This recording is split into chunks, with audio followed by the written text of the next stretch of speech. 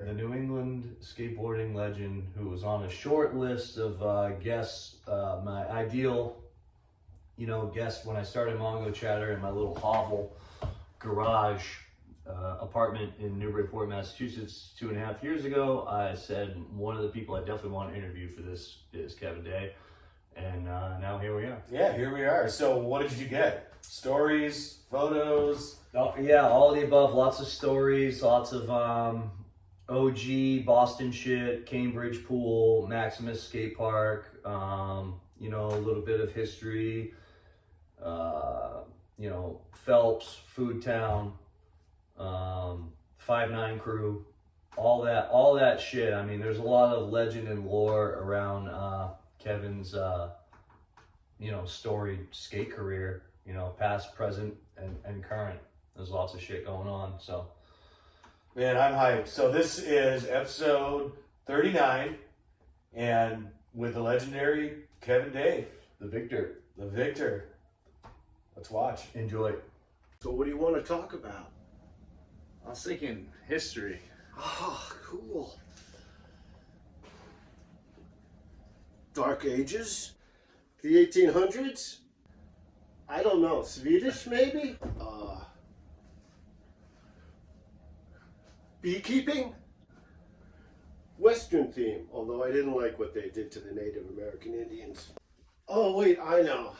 You want to talk skateboarding. That's it. Skate history. I knew it was something important.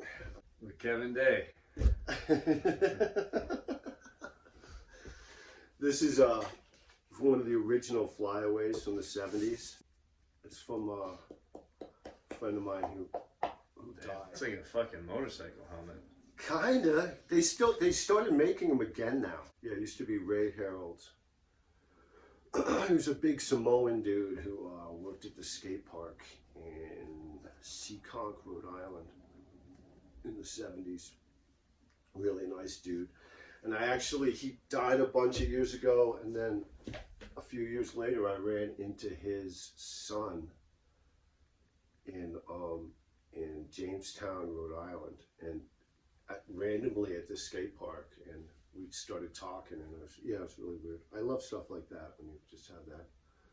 And he looked like him too. It's like a big Samoan dude. Oh yeah, right on. Yeah, I mean he just had a certain look, Ray had that crazy look in his eyes, like he might just kill you at any time. He was like the team manager for Flight, so he had a big custom van, and we went down to Cherry Hill for like 2 monumental times down there, because that's the best skate park around at the time. Right. So Flight sponsored a bunch of people. Mark Lake rode for Flight, and a couple of other people from Florida. And Jeff Tatum. Have you ever seen Jeff Tatum? Jeff Tatum looks like somebody put a bunch of flair in the blender. Like Juggalo Steez kind of, yeah. Yeah, but even before he started doing all the motorized stuff, you know what I'm talking about, right? Yes, yes I do. He had some crazy get up, like he had knee pads with like 10 different colored shoestrings flying off of the side. The thing that I thought was crazy, he had these leather gloves with like a 3-inch spike in the palm. Yeah. Like, dude, how you gonna grab, what do you... He's like steampunk. Yeah, no, right. No, exactly, yeah. But do you know what he invented? Backside ollie. Oh, okay. Yeah, the JT Air, yeah. All right. Yeah, he used to ride like a little teeny skinny longboard. He learned all that shit, like a 36-inch by like 7 1/4 or something. Yeah. Crazy. Yeah, that guy was amazing. So he rode for Flight too. He's a New England dude originally, Jeff? No, he was Cali. Yeah. So there was a bunch of skaters from Newport who rode for Flight. Devo Dukakis, this kid.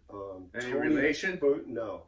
Oh, to Dukakis? Oh, I think it was. Ted Dukakis, was it? Or who was the politician? Who was that guy? He was our... Ran for president or something. Yeah, he did, and he totally lost. I can't remember. Yeah, I do remember why he lost, though. Because they asked him that question about some inmate that he let go or something. I don't know. There was some bad controversy. What's crazy, folks, is just this is the preamble. Mongo chatter, Mongo chatter, Mongo chatter, Mongo chatter, Mongo chatter.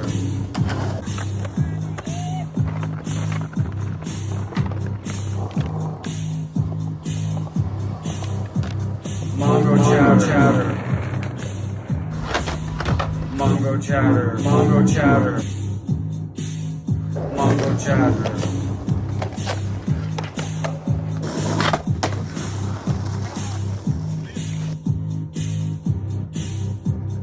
Mongo Chatter episode 39 right here with Kevin Day. Cheers. Here we are in, is it Wilmington? Is that where we are? Wilmington, Massachusetts. Kevin Day. I don't want to fan out too much, but we're talking with a New England skateboarding legend. So it's who knows where this is going to go and what all we're going to say. But we can fix it in post.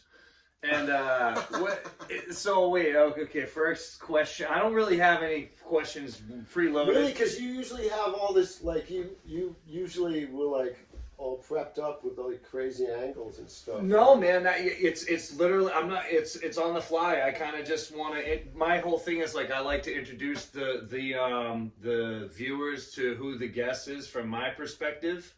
And then we can have a conversation from there, and I will have several questions along the way, obviously. Right.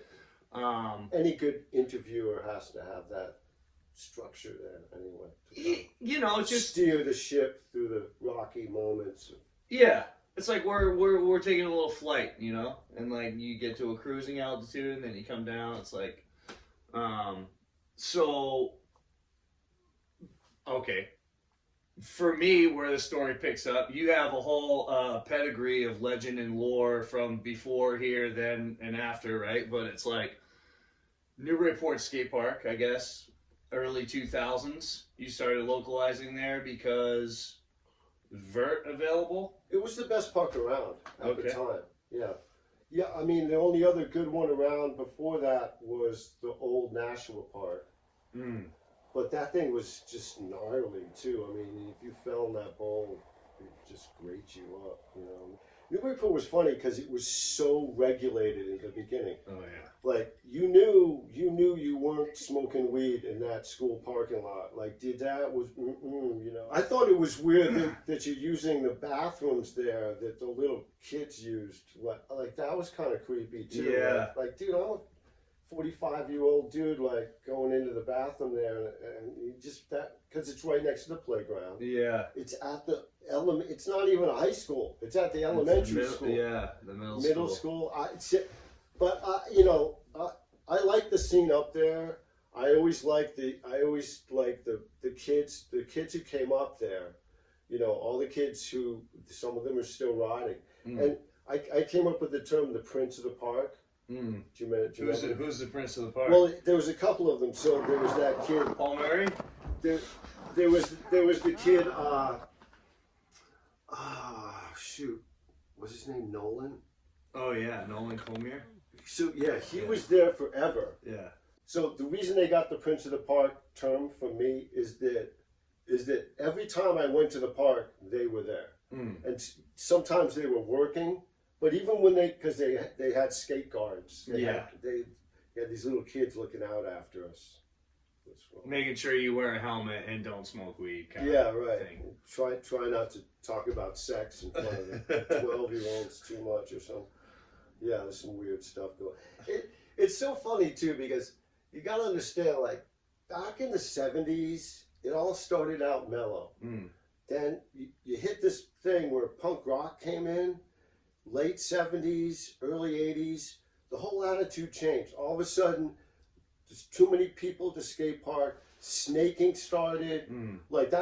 Snaking was like a fucking art. Like, I would go places and these people would just die. Like, you couldn't even get a run. Like, what am I doing? Like, you know, being a kid who's competitive, like, you force your way in there. And I was just like, well, I should just go somewhere else where it's not so fucking hectic. But that environment breeds innovation, and it breeds bringing the best out in you. It's almost like a contest every day. You're out there. I don't know where I'm going. Like, but whatever. I mean, and the guys from California were really good at it. Like us East Coasters, we kind of like got to it a little late and stuff. What's it like nowadays where, because I guess I've been skating a long time, right? But I only have a taste of it in a sense where, like, what's it like to kind of like be from a place and time where it's like, backyard, 80s, vert, underground, punk rock, subcultural, and then it's kind of like you kind of have to let go of that to function again. It's just less subcultural now, so it's like... You mean more mainstream and accepted and everything? Yeah, and so it's like, how do you have to retransition back into that environment in a sense, right? Where it's like you're used to kind of be doing what you want behind closed doors, and now it's like it's open to everybody, and it's like we all got to play nice together somehow, even the scooters and all that. Oh yeah, I only ride skate parks when the kids are in school. Yeah. Like one friend, I call my friend Ken because like we're kind of in the same boat. We're 60. We don't last very long. Like if you and I went skating and we're like traveling together there or something, like you might want to ride for 3 or 4 hours. I'm good for about 45 minutes. And then, all right, I'm back to the couch over here. It's nice and cozy. No, so it's like, I don't want to hold people up that way. I might text like some of my other friends if I'm heading into town. Like if I go to Hyde Park or JP. Have you ridden a bowl in JP? It's a little bowl in Jamaica Plain. Oh, where the DIY used to be? It's really good.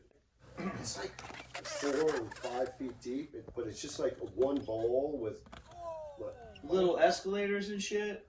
Yeah, and so, like hips and stuff. Yeah, hips, and it's all painted. It's like graffiti kind of. The finish on it is really good. It's like I think I've skated it.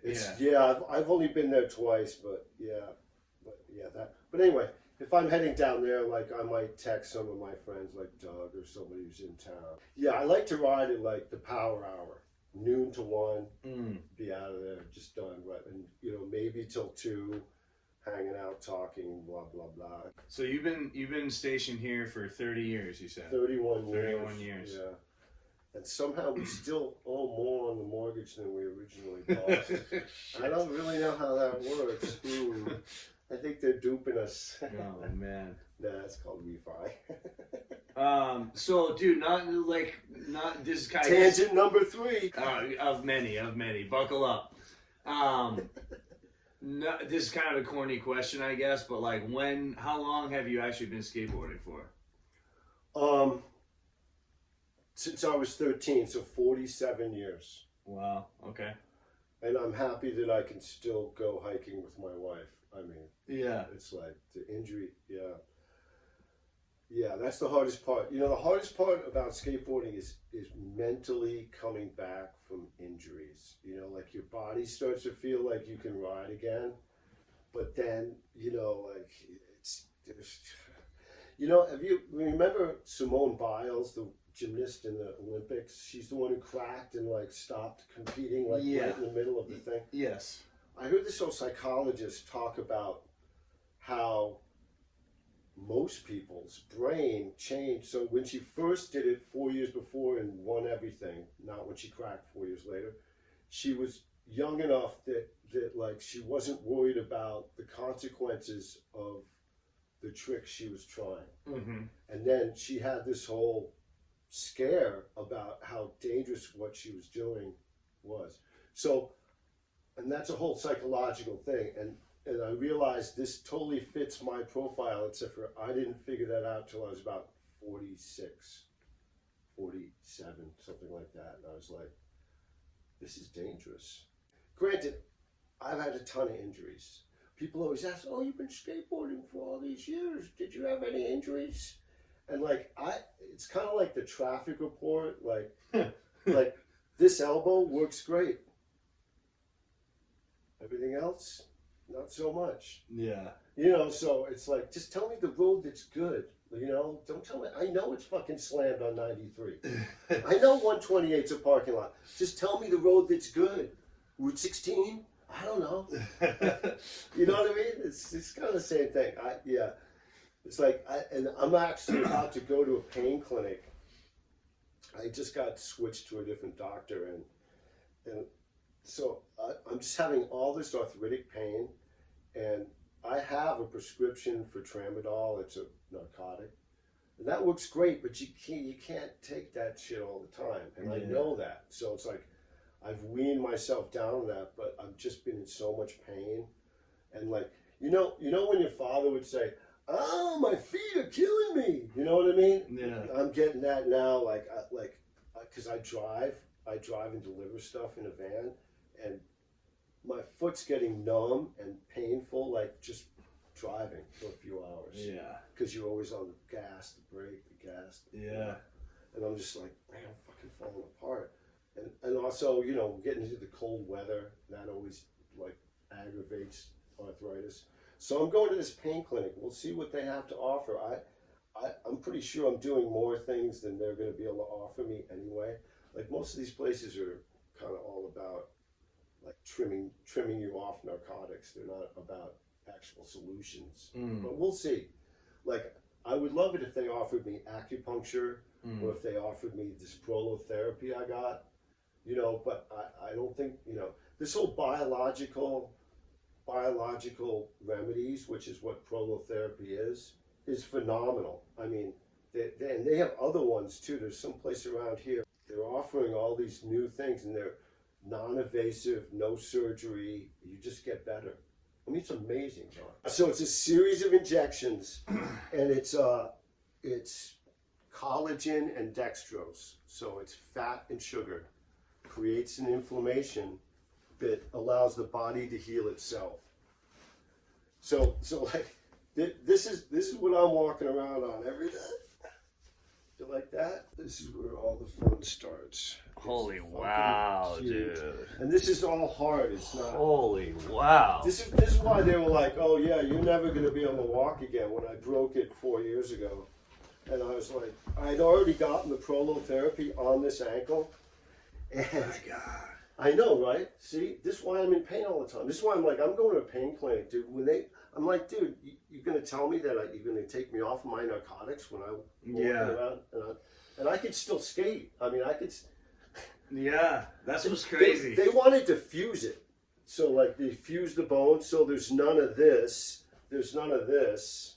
There's only this little bit like that. I'm like, that's the end of me skating. I'm not getting that done. Yeah. So I'd already had the prolotherapy on the ankle, and once I got out of the boot of shame from breaking my ankle, that was a fucking hell. So yeah, it was 3.5 months that I was on crutches and with the boot, trying to heal up, and yeah, it's fucking. And when the doctors tell you that like you'll never walk again, that does wonders for your healing abilities. It really does. Oh yeah, it makes you really feel like you have a lot of encouragement in the medical world. But I mean, I know you're being sarcastic, but I mean, like, I was told by a doctor when I had back issues that I was not going to skate again, and I was like, dude, you're fucking tripping. But also, back pain's a whole nother thing, dude. That's it. It's a whole other category of fucking hell. Yeah. Like the people who have really bad back pain, they can't do shit. Oh yeah. Like you could, like it's like this fucking kind of stuff. Like you can't even. And you know what made it worse, dude? Driving. Driving was the worst shit ever. Sitting. Yeah. Sitting. If you have that sciatic back pain, that one that shoots down your leg, that's a bad one. Yeah, I got that. Yeah, all that back stuff's like I've been pretty lucky. I have a twinge now and then, but yeah, most of my problems are ankles, knees, heels, and toes. Dude, sometimes I've got the sciatic so bad where it's like, I'm not shitting you, it felt like a bolt of lightning went to my neck. Yeah. Like a shock. Right. From like dehydration. That's like that nerve thing too. It's like it's pressing right on the nerve and it's just going. Yeah. It's like someone's drilling into you with a little tiny drill.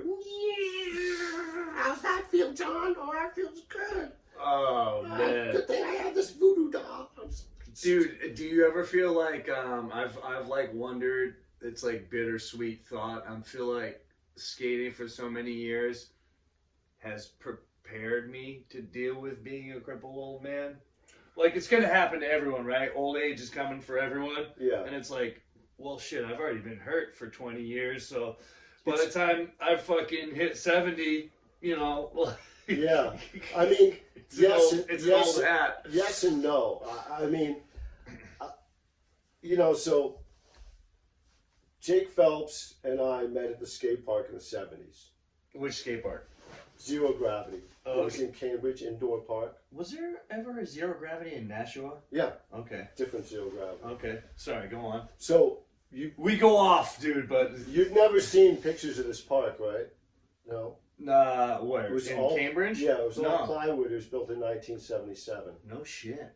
Okay, so imagine this.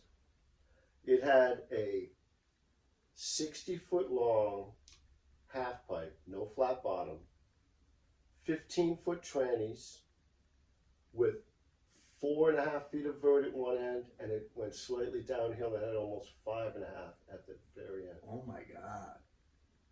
It's death. It's like a death tube. But so, I mean, 15-foot trannies, so there was no top on it. It went all the way to the ceiling, and you could touch plywood on the ceiling. Yeah, wait, why did they build them like that? So at this same time, we had the Cambridge pool, and so we had the ginormous Cambridge pool, and we had this place. So And the Cambridge pool has that, what is that, 1.5 feet of like kinked vert or something? 3 feet. 3 feet. Come on, man. Come on. It may be a fish story, but it's a good one. No. I'm just trying to fucking relate to anyone that maybe watching. Okay, so yeah, when I see old stuff from the 70s, it's like the craziest terrain on the most wildest, rudimentary, smallest skateboards you ever seen. So I was the first guy ever to do airs around here, front side air. Like, I was also the first to do inverts. what made you do this shit when other people weren't doing it? Where is it coming from? Oh, geez. Let's think. I was always a weird kid. Like I was like artistic. Like my older brother was out there doing all this physical, things, stuff, karate and whatever. I was I stayed home and made puppets. I was like weird. I was like carving things and making stuff with my best friend, and we were just fucking whatever. And then that's when I lived in Poughkeepsie, New York, before we moved up here. And I used to walk to my friend Peter's house, which was like, I don't know, 10 blocks away or something. And I'd always walk past this kid, Joe Robbins, who we both knew. And he had a skateboard that had been sitting on the lawn for like 3 days. And so, and I'd been walking past it, and there was other toys. He had a lot of shit, And so one day I just was like, I picked it up, I stole it, and I just started skating past his house every day. He didn't care. I don't think he even realized it was gone. So that's how it started. I grabbed this thing, I liberated it from its quiet moment on somebody's lawn. Dude. And I started pushing around. I liberated a board. See, Same shit. And it's just and this was like a plastic polypropylene freaking board with, loose bearing wheels and whatever. But it was like transportation. And I had a bike. I mean, I could have been riding a bike, but whatever.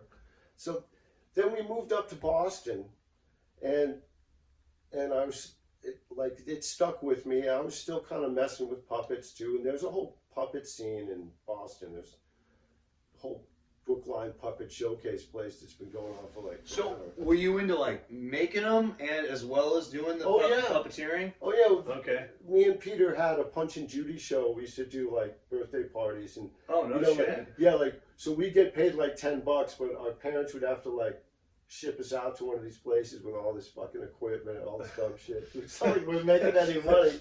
It's like a punk rock. Yeah, good times. So that was fucking funny. But yeah, so then I started, I was so psyched when we moved here because there was a fucking subway. Dude, I was like 13 and there's a subway. I can get on the subway and go somewhere. So I took the subway into Boston. We lived in Cambridge, and I started skating at the Boston Common. And there were others. So that's like the first scene. From the State House down, there was like 4 different runs. A little downhill runs. Yeah, and shit. and that's all there was, you know, really. So I met a bunch of dudes there. Like, we were all started skating down there. No one like stood out.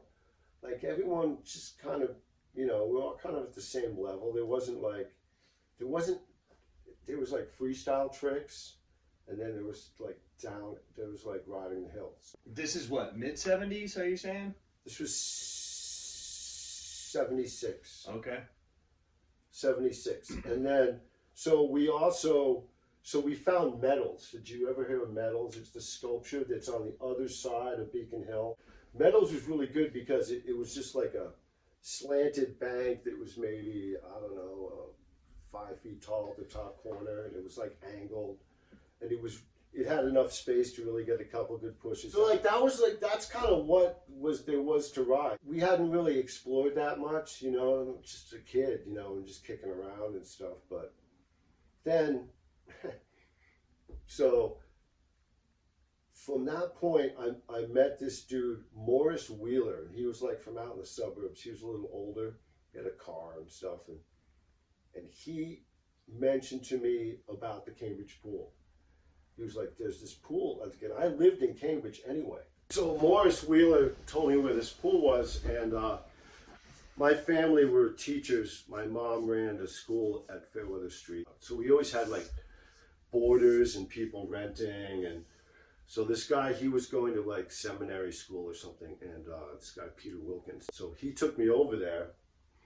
He takes pictures. So this picture is from the first day I ever rode the Cambridge pool. Oh, no kidding, dude. Yeah, it's May 11th. And I had like these big like gardening gloves on. Yeah, that's cool. Yeah, so somehow. How old are you here? 15. So basically, so the pool was like maybe 1.5 miles, 2 miles from my house. So all of a sudden, everything changed. When the pool came into perspective, it's like, and I've said this before, like skateboarding used to be easy. You rode around, you did some turns, you did some, you know, maybe, you know, we rode the bank, but we didn't really know what we were doing, the metals. But all of a sudden, like, here's this fucking pit. And it's not like, you know, you think of a California pool, it's like a perfect idyllic environment. You got palm trees, and it's, you know, it's like sunbathers. This is like dirty, broken bottles, bad part of town. It was perfect. And also it was, it went to being extremely dangerous because all of a sudden it's double overhead.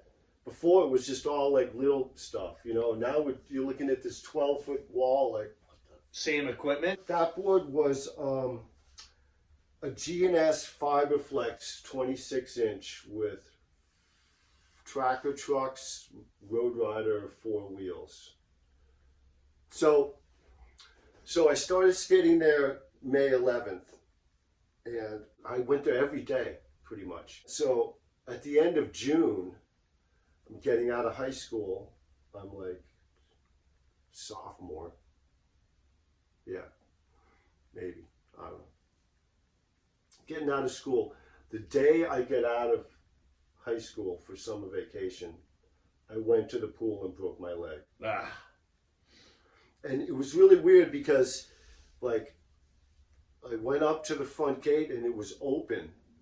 And these workers were working on getting the pool ready for the season. And it didn't even dawn on me that this actually was like a viable pool that people swam on. Like, I probably knew it was, but I just think I'm a clueless kid. I'm like, wow, that's weird. Fucking people are working here, but the gate's wide open. I don't even have to go out back through the hole in the fence, you know, whatever. So I'm riding there on that Fiberflex board, And that board is 26 inches and it kind of has very little tail. And I was pushing and I missed the tail right when I was going down the waterfall. So I shot the board out, watermelon seed, did like a classic ski fracture. And on there, so there's no one there. The guys are working in the building, but there's no other skaters there. It's like mid-afternoon. And and Jake remembers this. I clawed my way up the roll down. I left marks in the paint, like trying to pull myself up there. And I wasn't really like freaking out. I knew I broke my leg, but I don't know, I was just a clueless kid. Wow, my first real injury. How nice. So this guy, what was it? Steve Magliero, I think is his name. This big surfer dude. He used to skate there barefoot, and this is like before the bottle bill. Like there was glass everywhere in the pool, but What's a bottle bill? So in like maybe 1980, sometime around then. So sometime in there, they decided to come up with the bottle bill where you get a nickel back for bottles and cans. Okay. Before that, it was just a free-for-all of garbage. So it gave the local kids, a lot more ammunition. There's plenty of times you'd be skating and like a rock would whiz right by your head, or they like wait for you to be going into the bowl and they'd just be hucking bottles at you. Like, So the locals weren't cool with skating there? Yeah. I mean, okay, so it got really bad in the 90s when Maximus was across the street. I mean, at one point, there was like 10 of us skating. This is in the 90s. And there was like 10 of these teenage kids show up, and they're like, with guns. And they're like, we got to swim here. Like that was their thing. Like, Yeah. You guys got to leave now. So now we were all in our 20s or 30s. I'm like, oh, we're out of here. That's cool. No problem, dude. It's your fucking neighborhood. You know what I mean? Like, Yeah. Like you're never gonna win that battle. Oh yeah.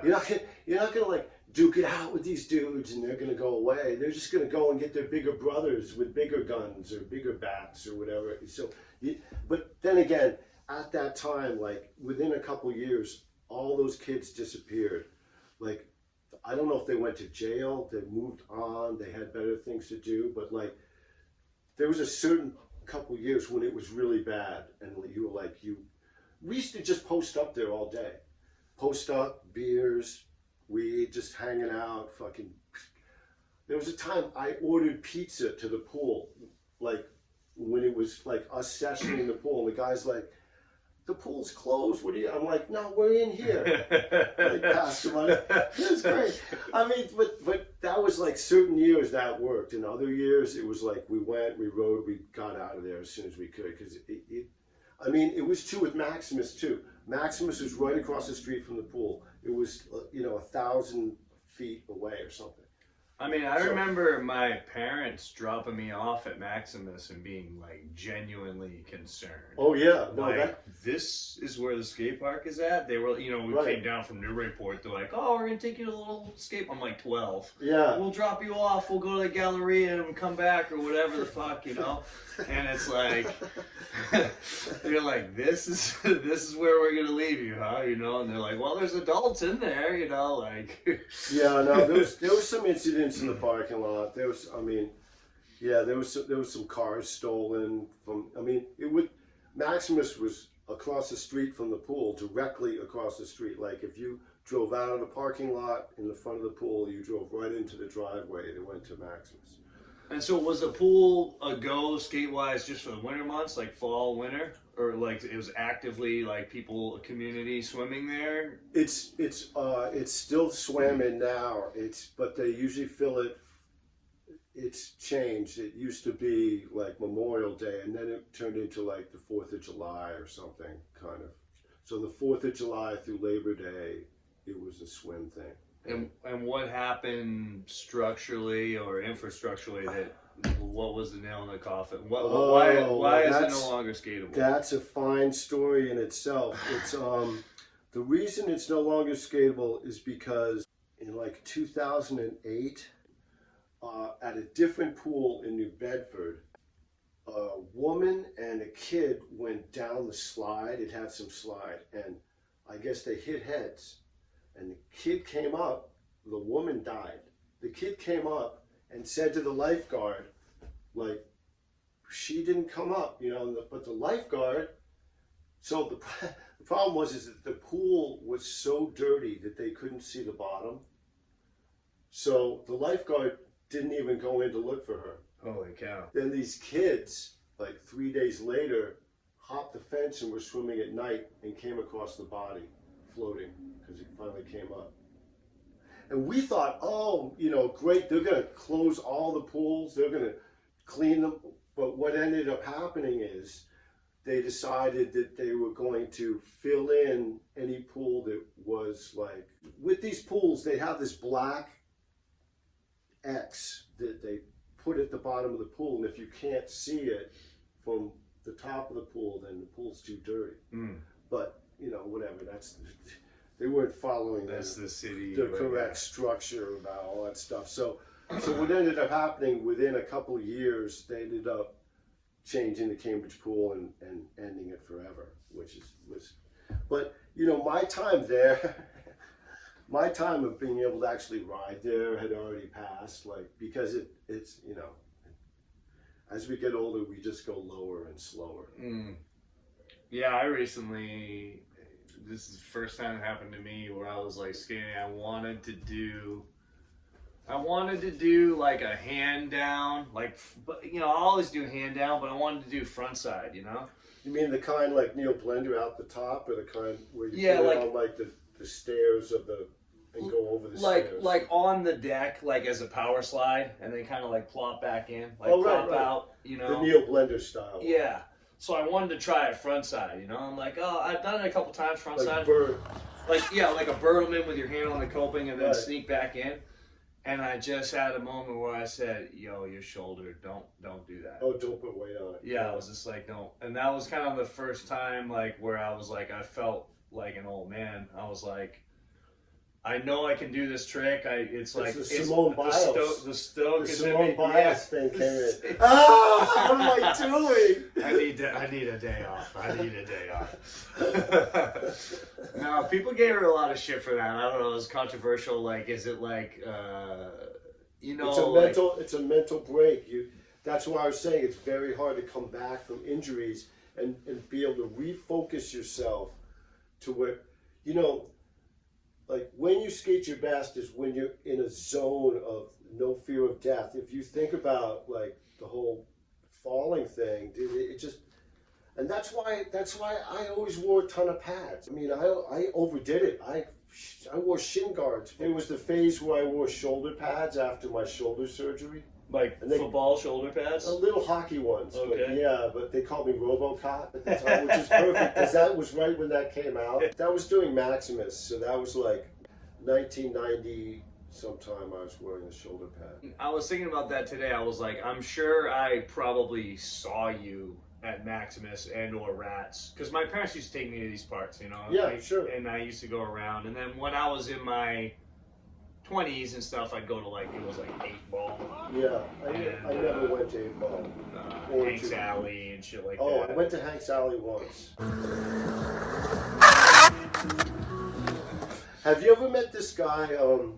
He lives in Hyde Park. This is a total tangent. This guy, Andrew Allen. Yeah, He's a well, pastor. I've never met him, but I know him from Instagram.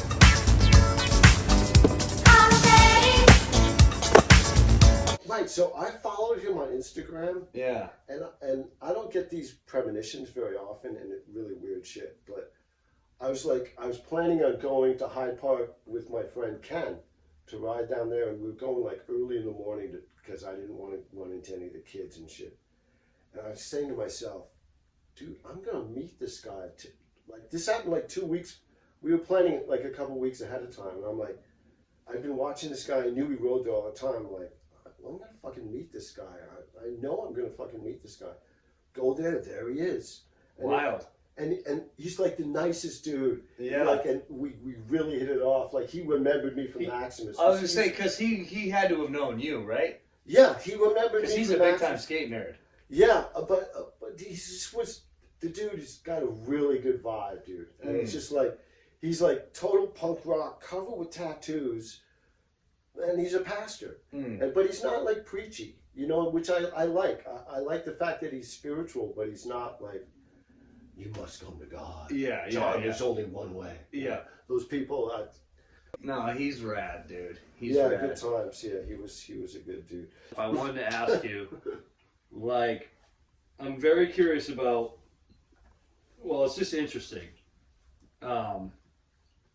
the way that some of these transitions were built. Like, do you remember, you mentioned the one at zero gravity. That was all 2x4s. They didn't cut a. So I don't even know how they did it. I mean, I saw it being taken apart. You could see the back of it when you went around the back, but yeah, I don't know. Somehow there's like some miracle of science there. But Do you remember the one, I don't know, as little kids, we called it the Psycho Ramp. It was at Newburyport Skate Park, and it was like in the back. The Cashman, the river skate park, the boat ramp with the shitty little ramps. I never rode there. You're talking about the fiberglass thing? Not the fiberglass thing. That has many iterations and, Right. and ended up at Paul Murray's place, long story short. Right, but like, right. this was a wooden, maybe it was pulled from that Cambridge zone. It was a wooden U with like no flat bottom.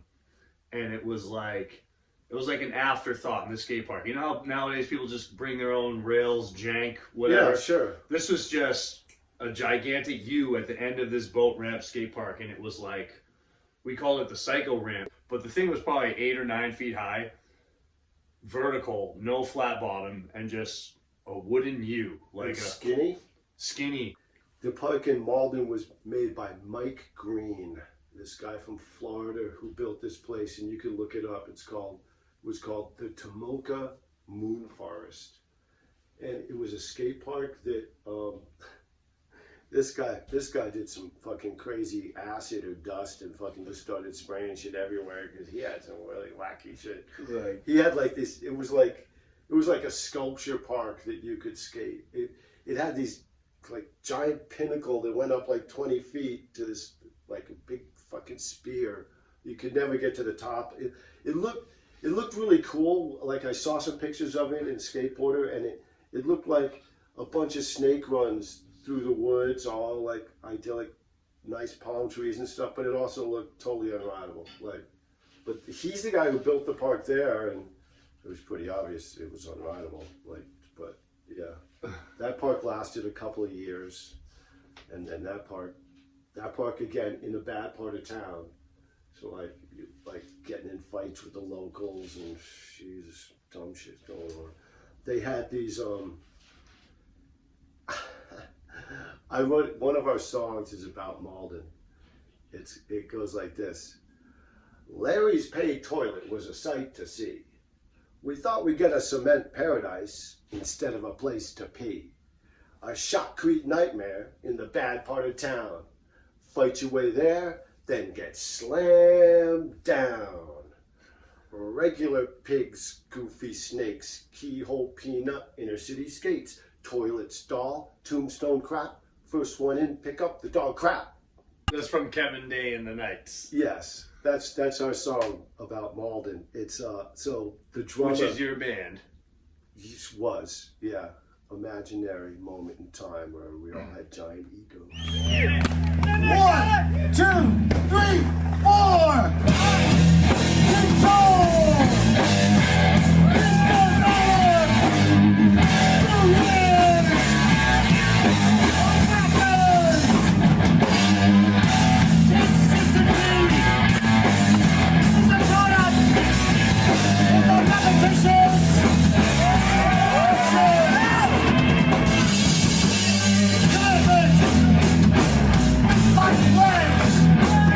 Two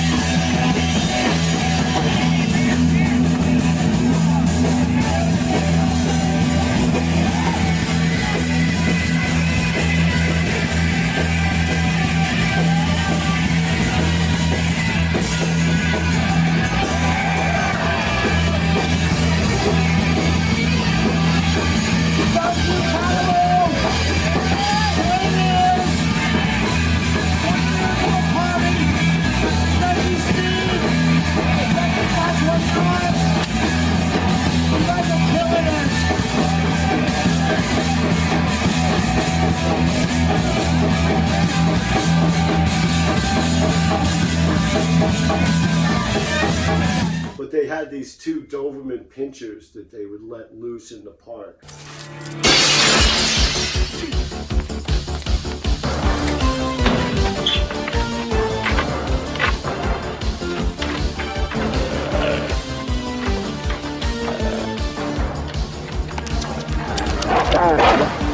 To keep the locals from breaking in there at night because it was a big warehouse. So the dogs would just shit wherever they wanted to. Like, so if you were the first ones in there, like, you had to pick up the dog crap. It's actually a part of the story. Yeah, that place was fucking hell. Oh my God. But whatever. That place lasted like a year and a half. But when that was going on in 1979 or so, the amazing skate park in Cherry Hill opened. New Jersey. Yes. So that became like a focal point for me because that place was effing amazing. Like, I remember I walked in there, it was like December, and you know, it's indoors, cement.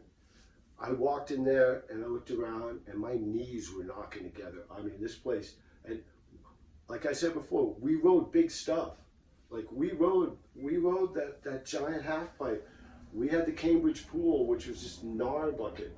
How did you get how did you get the gumption to go down there? Was it like a hotel room, or you had a friend down there, or you went for the day, or like, because how long of a ride is that to New Jersey? It's like right outside of Philly, so it's like 6 hours, 7 hours. So like Flight went down there for a couple of contests. Mm-hmm. I had a friend here, this guy Jim, and he ended up moving down there and working at the park, so I got in for free. I could go and skate there for free, which is mint. Plus, I won a contest there, so then I could skate for free, like whatever. That was all good. But yeah, me and Frank Lannon, we took the train down there, and it was the 4th of July, and we thought we'd be able to get a hotel room easily, but it was the 4th of July in Philly, and like we had to walk in the middle of the night. We walked like 3 miles down the highway to find a fucking Holiday Inn that had a room finally. And it was always like that anyway. Like, even though we didn't have a car, like we got to the park the next day, hooked up with these guys from like Virginia who had a car, and so they fucking slept on the floor at the hotel room. So like we were like, yeah, just give us a ride, you can fucking stay with us, you know. And then, you know, we always had tons of weed too, so we always had some bartering. Yes. So good. Yeah, so Cherry Hill became like a big focal point. And the thing about, that park was amazing. It had 120-foot long cement half pipe that went up into a 2/3 section, and then back down into a bowl. It had a big like paint pan reservoir that was maybe 15 feet deep, 12 feet deep. It had a little L-shaped reservoir that was 5 feet deep. Everyone loved the hip there because it was perfect. And then it had 4 pools, 4 real pools, only one of which had 1 kink in it. And it's amazing. So they had a left-hand kidney, a right-hand kidney, the keyhole no one rode that had a kink in it, and then they had the giant egg bowl. It was 14 foot deep with 4 feet of vert. It was amazing. Because you always hear about the legend and lore of, if you know your skate history, you hear about Cherry Hill, particularly East Coast. Were there skaters involved in the design? What set those pools apart from the rest of the show? That's a very good question. Wally Holiday. Wally Holiday built all the good parks on the East Coast in here. So there was the Getaway Park in Alabama.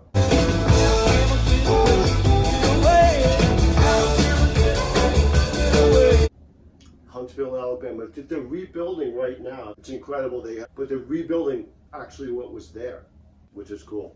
He built Apple in Ohio, Cherry Hill in New Jersey, and he built the Turf in Wisconsin, which they actually have dug up, and they're going to rebuild that. No way. Have you seen the pictures? Well, I just know, like, I'm like a big like Darren Navarrete fan and shit. Yeah. So I feel like a lot of the Midwest dudes used to ride there. Oh yeah, definitely. Sam Hitz. Yeah.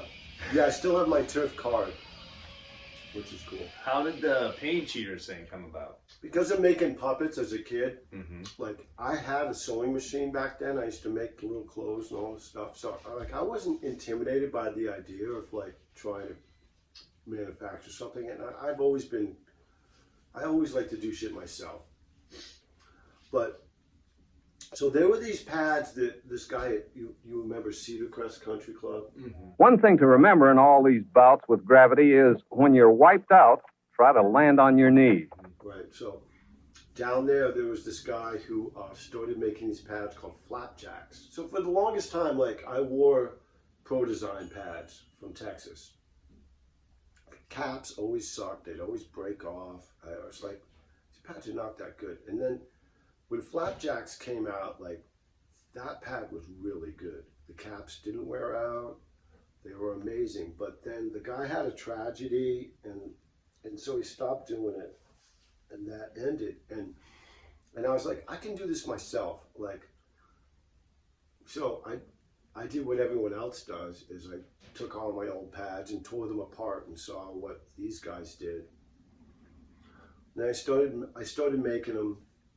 I to this day, I still have no business plan. I don't advertise except for my web page and Instagram a little bit, and I sell them all over the world.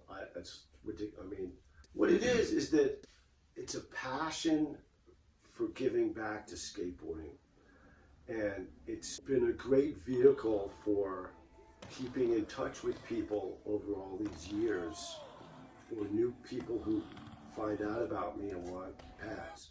So it's like, it's been a great vehicle for keeping in touch with the culture. I'm doing something for skateboarding that's done so much for me, and like my knees don't hurt. If people aren't hip to the way that you've done it, or you do it, is like you're taking, this is a custom knee pad where it's like you're going to take someone's measurement, correct? Like you, Oh yeah, and also, I mean, I do all kinds of custom stuff. so therefore you're not, when you're going to get a client versus a customer. You're going to get someone who's going to return you, and you're like, yo, this is the shape of my thigh. I want this knee pad. But also again. just, I mean, people like, they also have, like, there's no planned obsolescence in the pad. I try and make them, I know you're going to slide a half mile on these. So to me, it's about making the best product I can. And I keep improving them. I just started doing something that I've never done before. It's called passive air pocket. And it's just like a whole nother thing. No one else is doing it. Nobody knows about it. I can't tell you, sorry.